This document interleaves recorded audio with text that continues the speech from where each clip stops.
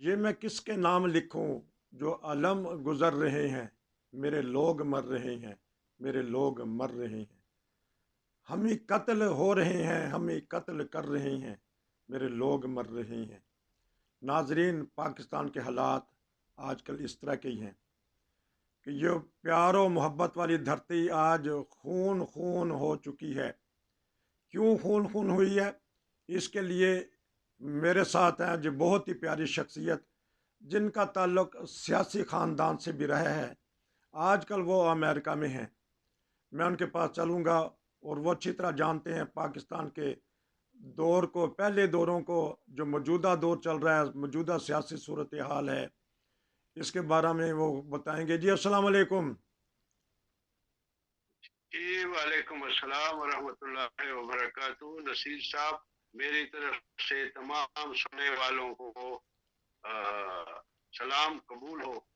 बहुत शुक्रिया। वालेकुम सलाम। थोड़ा सा मुख्तसर सा तारफ़ करवा दीजिएगा, फिर मैं आपसे सवाल करूंगा, क्योंकि आपकी आवाज़ माशाल्लाह बड़ी रोब और दबदबे वाली है। आप अपना तारफ़ करवा दें ताकि लोगों को पता चले जाए कि हमारे साथ एक कैसी प्यारी शख्सियत है। जी। जी, मेरा नाम ताहिर अहमद खान है। मेरा ताल्लुक एक टोपी मर्दान में सवाबी में गांव है।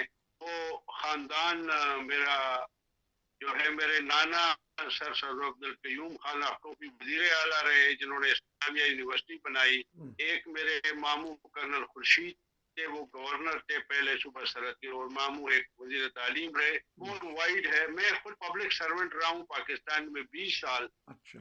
और मैं वहाँ पे सियासतदानों के साथ, प्राइम मिनिस्टरों के साथ काम करता रहा हूँ।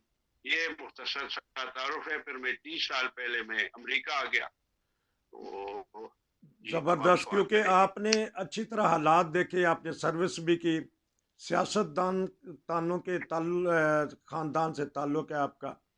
बताइएगा जी कि हमारी सियासत को क्या हो गया है, हमारे मुआशरे को क्या हो गया है। हर रोज़ हम खबरें सुनते हैं, दहशत गर्दी, इंतहा पसंदी और अदम बर्दाश्त हो गया है। एक दूसरे को हम बर्दाश्त नहीं कर रहे और हथौड़े लेके चल पड़ते हैं। कोई नहीं देखते इबादत का, कोई नहीं देखते इमाम बारगाह, नहीं देखते मस्जिद। हमें पेशावर का वो वाक़या भी याद है। खून खून हो चुका है हमारा मुआशरा। क्यों, क्या वजह बनी कि कायद आज़म मोहम्मद अली जिन्ना, जो बहुत ही मोतबर हस्ती थे, उनका क़यामत तक नाम रहेगा कि उन्होंने हमें एक प्यारा मुल्क दिया। क्या वजह बन गई कि वहाँ अब आग उगल रही है हमारी धरती। जी। देखिए, बात यह है, मैं तो मेरे इंटरव्यू तो 9 9 घंटे 10 घंटे भी हैं, मौजूद है ऑनलाइन। देखिए, बात यह है कि जना साहब, मैं तो हर आदमी को मुसलमान, मुझे तो कोई हक नहीं किसी को मैं काफिर या कुछ कहूँ। हम्म। लेकिन मोहम्मद अली जना 1934 में हमारे नाना सर अब्दुल मयूम के घर आए थे। अच्छा। और वो मुसलमान हिंद को मुस्लिम लीग की वो फॉर्मेशन में थे, वहां ठहरे मेरे नाना के घर। हम्म। वो एक सेकुलर टाइप आदमी थे। ठीक। वो खुद शिया थे लेकिन प्रैक्टिसिंग नहीं थे, वो किसी इमाम बारगाह में नहीं गए। हम्म। आप देखें कि उन्होंने जब मुल्क बनाया तो उसको रिपब्लिक ऑफ पाकिस्तान कहा। ठीक। पाकिस्तान के जो मुखालिफिन थे, हम्म। जिसमें जमात इस्लामी, जमीयत उलमा हिंद, खाकसार, अहरार, जो मजहबी थे, ठीक। जिन्होंने कहा कि पाकिस्तान की पेट भी नहीं बना सकते। हम्म। हम्म। अब अनफॉर्चुनेटली उन्होंने आके असम्बली में आके उन्होंने इसका नाम सन 56 में इस्लामिक रिपब्लिक रख दिया। ठीक। और वो लोग पाकिस्तान पर काबिज हो गए जो पाकिस्तान के बनाने के मुखालिफ। ठीक। इसमें अयूब खान का दौर तो बड़ा अमन से गुजरा। देख, 1947 की जो असम्बली बनाई गई थी, उसमें कोई मजहबी शख्सियत नहीं। ठीक। उसमें जोगेंद्र नाथ मंडल हिंदू थे, जी। और बाकी जो 8 10 आदमी थे उसमें ईसाई भी थे। और और फिरके जो पाकिस्तान में है, मैं किसी खास फिरके की बात नहीं कर रहा। ठीक। जफरुल्लाह खान हमारे वजीर खारजा रहे, ठीक। और लोगों को पता है उनका क्या कीजा था। ठीक।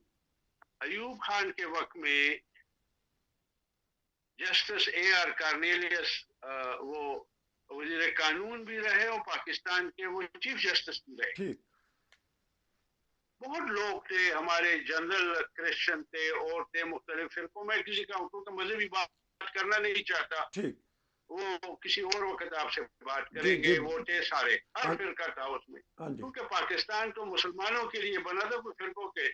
ये सबसे बड़ी खबासत जो है ये जी जुल्फिकार अली भुट्टो ने की। अच्छा और आप अल्लाहों को उसने इस्लामी नजरियाती कौंसिल बनाई, हज वकाफ बनाया, फलां बनाया, अपने आप को मुसलमान साबित करने के लिए। वो बहुत बड़ा मुसलमान और मजहबी दहशतगर्दी के फाउंडर जुल्फिकार अली भुट्टो थे। अच्छा मदरसे बनाए, सऊदी अरबिया से पैसे लिए। हम्म एक लंबी कहानी, उस पर तुम्हें 1 घंटे का अलग प्रोग्राम कर ठीक, सकता लेकिन मैं अब चाहता हूं कि हूँ। और मौजूदा वो सियासी सूरत हाल पे बात कीजिएगा, क्या वजह है और हमारा मुआशरा नफरत का मुआशरा क्यों बन चुका है, हम एक दूसरे को बर्दाश्त क्यों नहीं कर सक रहे?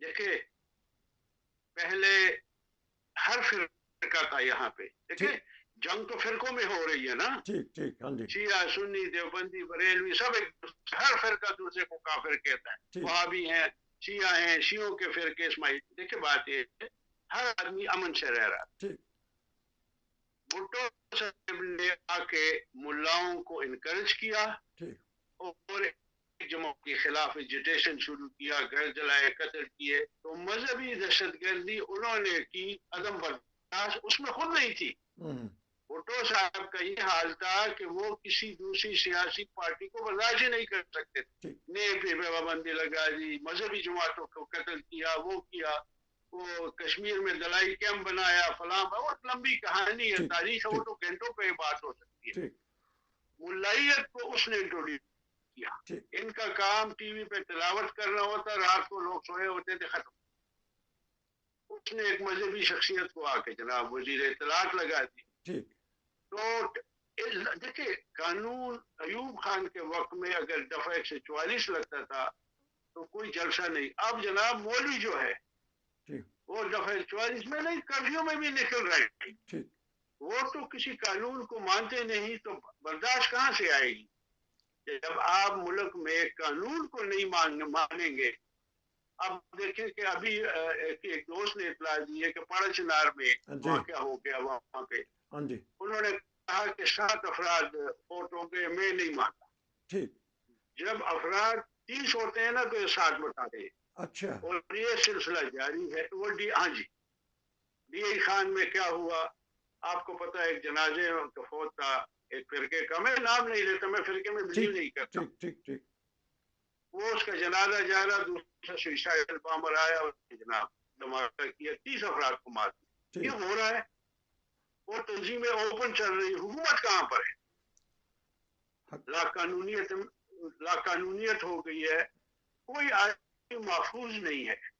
जहां तक हुक्मरान है, जी हुक्मरानों के पास इस मुल्क को तरक्की देने, टॉलरेंस देने के लिए, मैं एक मिसाल देना चाहता हूँ। पंजाब के वज़ीर आला ने कहा एक फिरके के बारे में कि जी वो उनको वो पाकिस्तान में रहे अकलियत के तौर पे, और वो, मैं इस किसी की हिमायत वो नहीं करता, लेकिन जब मुल्क का सब बुरे का सरबराह मुल्लाओं को, दहशतगर्दों को साथ बैठा के कह रहा है जी उनको कत्ल कर दो, ये चीजें मैं देख रहा हूँ, मैं इस पर काम कर रहा हूँ, ठीक मैं इसका एक्सपर्ट हूँ, मैंने बहुत ज्यादा इसके ऊपर लिखा है। ठीक ठीक है ना?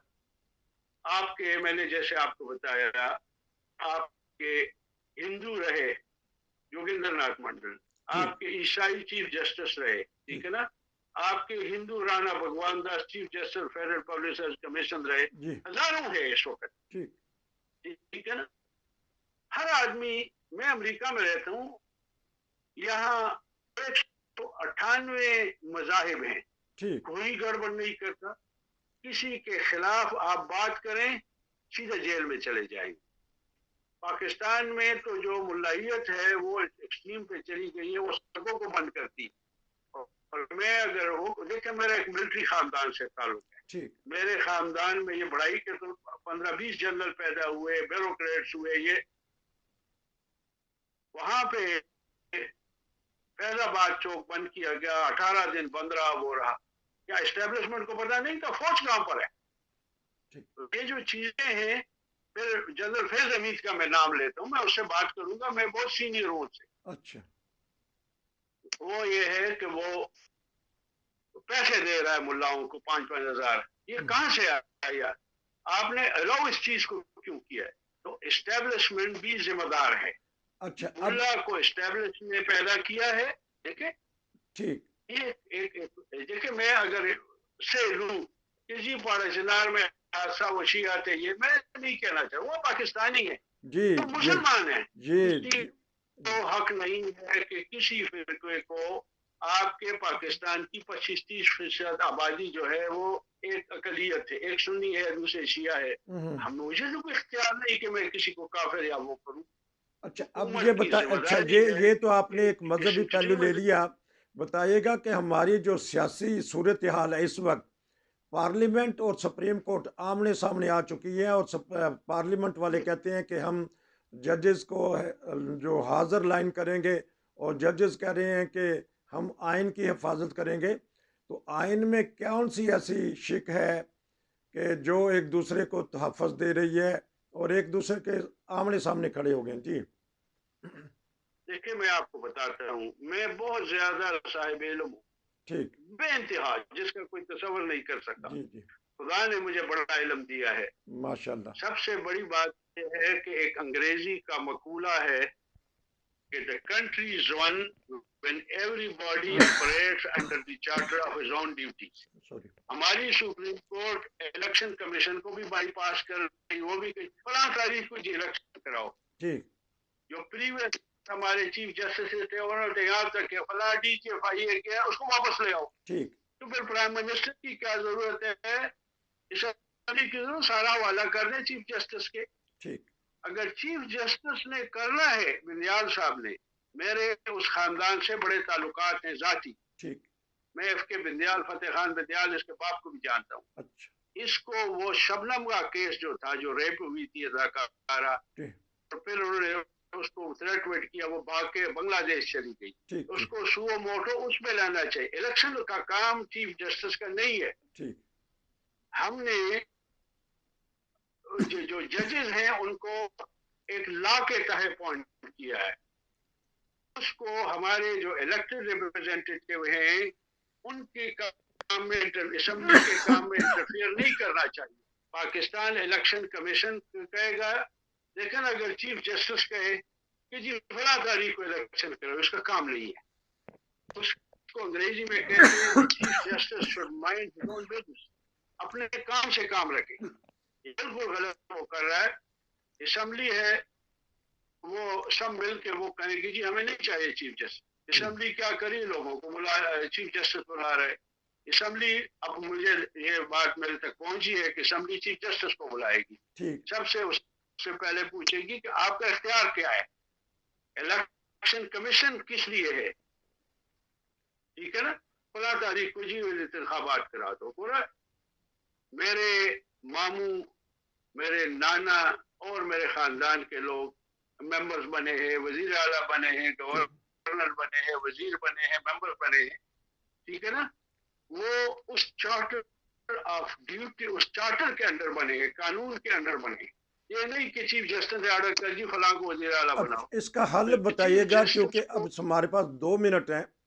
कोई सियासी जी जी हल क्या होगा जिसकी वजह से ये आपस में बैठ सकें और किसी ना किसी तरीके से हमारा जो सियासी ढांचा है वो बच जाए? 2 मिनट है हमारे पास। देखिए जी, सियासी ढांचे को कुछ नहीं होता, अच्छा। बिल्कुल ठीक ठाक है। देखिए, आपकी जजेस है मौजूद है, ठीक। आपकी ब्यूरोक्रेसी मौजूद है, आपकी आर्मी है, एजेंसियां मौजूद है। ये एक बहरान है, कानूनी नुकते। अमरीका में, मैं अमरीका में यहाँ भी आता है ये चीजें, ठीक। ठीक है ना? कोई मसला नहीं होगा, लेकिन कानून का एहतराम करना जरूरी है। हमारे यहाँ लोग पागल लीडर बन आ गए, वो ऐसे डिक्टेट कर रहे हैं जैसे राजा इंद्र था, ये करो जी, फला करो, ये को फला को निकालो, ये। हम्म। हा?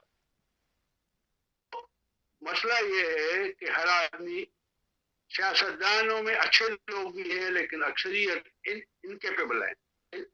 तो कोई मसला नहीं है, आपकी पुलिस मौजूद है, एजेंसियां मौजूद है, दे आर टेकिंग केयर, इंशाल्लाह बेहतरी दे, सूरत हाल होगी। दे, बहुत अच्छे हालात होंगे पाकिस्तान में। जी मेरी भी कुछ इन्वॉल्वमेंट है, मैं गवर्नमेंट का, मैं ये तो नहीं कहता, लेकिन गवर्नमेंट के कुछ इदारों या लोगों का मेरे साथ रब्ता, मैं उनको बताता हूँ एक आईनी बहरान है, देखे एंड अप कहाँ होता है। चल जी, आपका बहुत शुक्रिया क्योंकि इस वक्त आपने मुझे टाइम दिया। एक आईनी बहरान है पाकिस्तान में नाजरीन, जिसकी वजह से महंगाई भी है, बेरोज़गारी भी है और दहशत गर्दी भी फैल रही है। पाकिस्तान इस वक्त घिरा हुआ है मसाइल में। अल्लाह करे कि वो मसाइल जल्द ख़त्म हो ताकि हमारी आवाम सुकून की नींद सो सकें, सुकून से रह सकें। क्योंकि अभी ब्रेकिंग न्यूज़ आई है आज के दिन के पारा चनार में किसी स्कूल में जाके 7 आदमियों को कत्ल कर दिया गया, शहीद कर दिया गया। बहरहाल वही फिर शेर कि हमें कत्ल कर रहे हैं, हमें कत्ल हो रहे हैं, ये अलम गुज़र रहे हैं। आपका बहुत शुक्रिया। इंशाल्लाह फिर आपसे रब्ता रहेगा और आपकी जो माहिराना राय है उससे अवाम और हम सब इस्तेफादा करेंगे। नसीर को इजाज़त दीजिए। जी, अस्सलाम वालेकुम। बहुत बहुत शुक्रिया आपका, बहुत बहुत शुक्रिया, आपने मेरा इंटरव्यू किया। इंशाल्लाह आपके साथ हर मौजू पर बात करेंगे तफसील से। खुदा हाफिज, जज़ाकमुल्लाह। तमाम दोस्तों को सलाम और वालेकुम सलाम। इजाजत। नाजरीन अस्सलाम वालेकुम। इजाज़त दीजिए। अस्सलाम वालेकुम।